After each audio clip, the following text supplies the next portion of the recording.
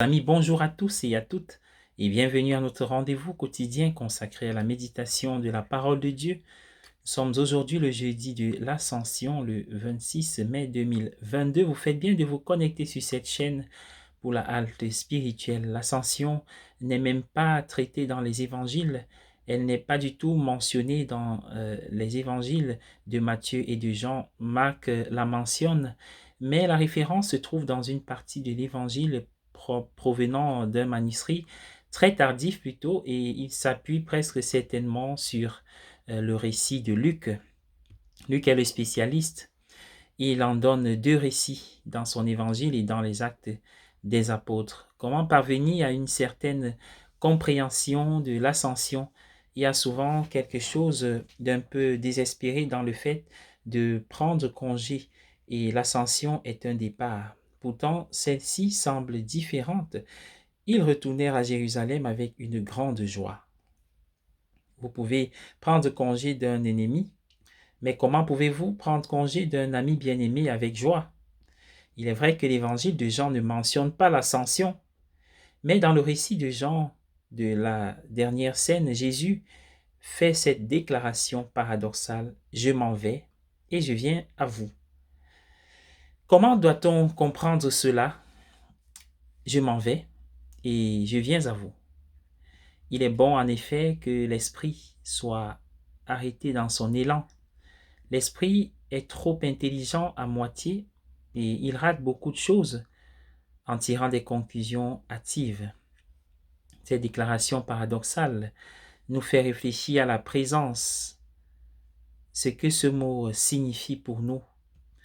Voir n'est vraiment pas une garantie de présence. Si vous en doutez, pensez à la dernière personne qui vous a regardé sans vous voir.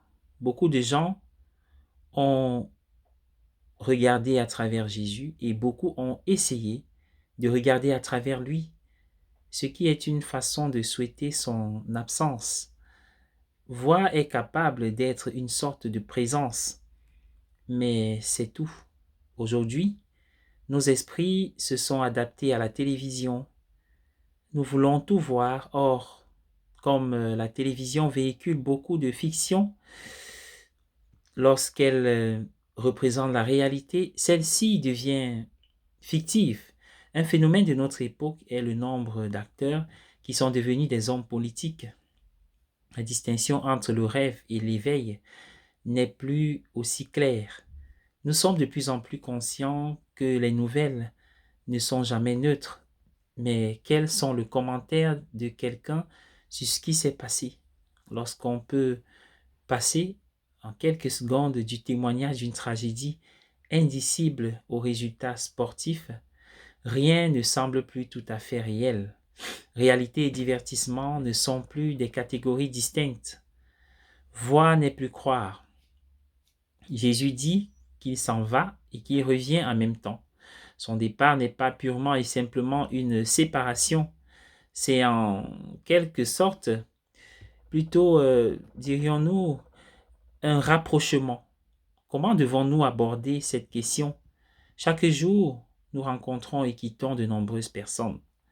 Et la plupart du temps, cela ne suscite pas de sentiments profonds en nous. Mais lorsque nous nous séparons de quelqu'un que nous aimons, cette personne devient en quelque sorte spirituellement plus présente. Son absence, même son absence en réalité rend la personne plus présente dans notre esprit. Il arrive souvent que nous apprécions quelqu'un de manière profonde encore lorsqu'elle n'est plus là. Lorsqu'elle était présente tous les jours, nous la remarquions à peine et nous remarquions des détails insignifiants.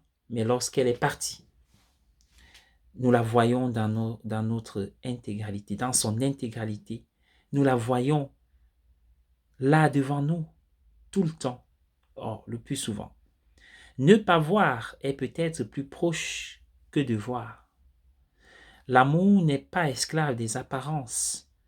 Il ne s'accroche pas aux pensées et aux images par lesquelles nous essayons de nous maîtriser les uns les autres. L'amour libère l'autre et il peut voir l'autre dans l'invisible.